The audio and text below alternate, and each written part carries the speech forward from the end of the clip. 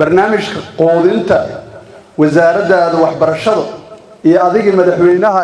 iyo madaxweyne ku-xigeenka maxaa qorsheyn ka yaalo codsanay mudane madaxweyne waxaan ka rabnaa contribution-ka aad degmada Muqokuri aad isbitaalkeeda ugu dartay ama ku deeqday inaad maanta reer Muqokurina su'aasha soo wada qabaanay inaad meeshan ka sheegtid ka rabnaa madaxweynaha dawladda Hirshabelle mudane Cali Cabdullaahi Xuseen Cali Guulaawe oo ay wehliyaan madaxweyne ku-xigeenka dawladda Hirshabelle Yuusuf Axmed Hagar Dabageed xubno ka mid ah golaha wasiirada Hirshabelle gudoomiyaasha gobolada Hiiraan iyo Shabeellaha Dhexe iyo saraakiisha ciidamada qalabka sida ay ku sugan degmada Muqokuri gobolka Hiiraan ayaa waxay fursad u siiyeen dadweynaha reer Muqokuri inay weydiiyaan su'aalo toos ah madaxdooda maadaama madaxweynaha dawladda Hirshabelle Cali Cabdullaahi Xuseen Cali Guulaawe uu go'aansaday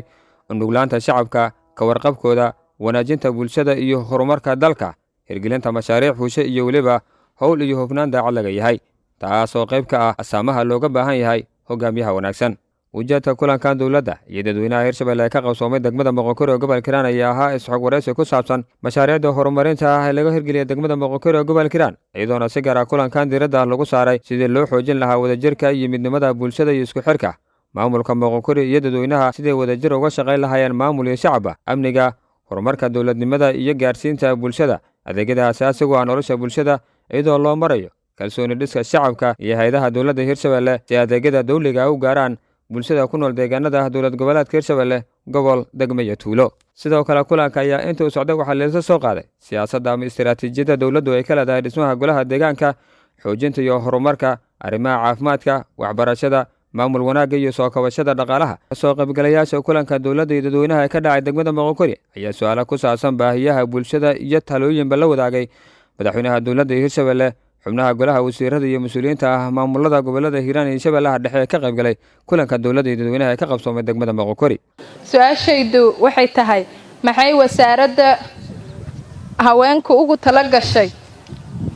wasaaradda haweenku ugu talagashay haweenka degmada Muqokuri maadaama aan degmo noqonay maadaama ani ahay community-ga ama residentiga ee degmada Muqokuri dawladda Hirshabelle ama wasiirka caafimaadka Hirshabelle ma ka hadlay ama leedahay gender based violence oo u dhiban dadkan reer Muqokuri mudane madaxweyne ku-xigeen wasiirada waxaan ka qorsheysan maadaama dadkan ay yihiin dad waxbarashada qaar ka weynaaday ay degmada ay joogaan deegaanada ka imaanayaan dugsiga farsamada gacanta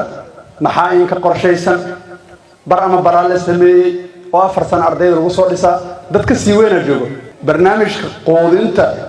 wasaaradda waxbarashada iyo adiga madaxweynaha iyo madaxweyne ku-xigeenka maxaa qorsheyn ka yaalo taashkood waxay ku socotaa wasiirka arrimaha gudaha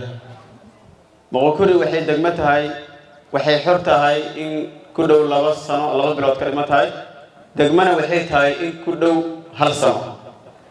adeegyadii dawladnimada ee aas-aaskay u ahaaday dhismaha golaha degmada Muqokuri waxay ka gudubtay in gudoomiyaal loo soo magacaabo in mas'uuliyiin loo soo magacaabay ka gudubtay waxaan diyaar u nahay in golaha deegaan aan doorasho ku soo baxno gudoonkaaga inay maamulkaan arisano wasaaradda maxaa ugu qorsheysan mudane madaxweyne magacaygu waa Maxamed Xuseen Axmed hal su'aal oo dadka reer Muqokuri aad u guuxaysay ayaan rabaa inaan ku weydiiyo su'aashaasuna waxay tahay wax itus ah oo taabsi ah ayaa isbitaalka degmada Muqokuri ku soo aragtay ayadoona shilin cid kale aysan ku darsanin ee reer Muqokuri intaas geeyay marka madaxweyne waxaan ka rabnaa contribution-ka aad degmada Muqokuri aad isbitaalkeeda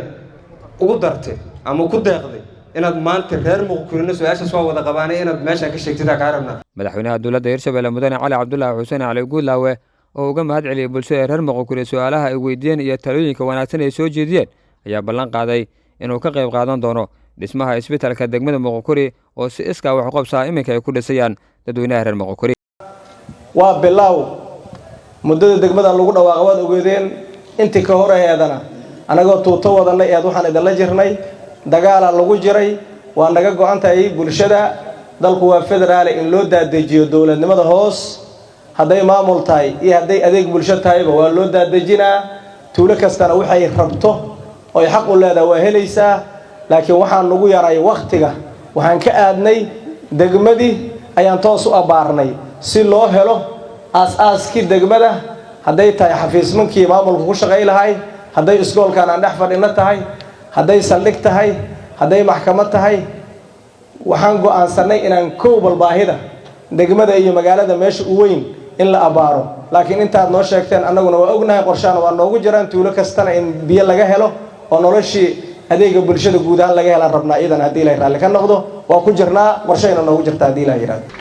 runtii waana bogaadinayaa dadaalka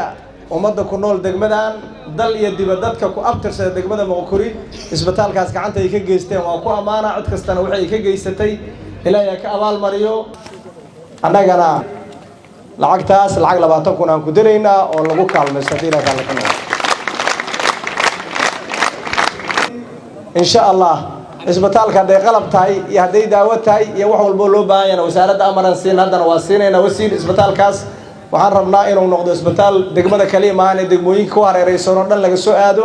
way dadaalan dhismihiisu aad u qurxan yahay qalabayntiisa iyo daawadiisa iyo shaqaalihiisa wasaaraddan si gooni u faraya inay arrintaas iyadu qaadato insha Allah dadka deeqda geliyay ee dadaalan waa u mahad celinaynaa insha Allah intaasna nagala kaashado aad u mahadsantiin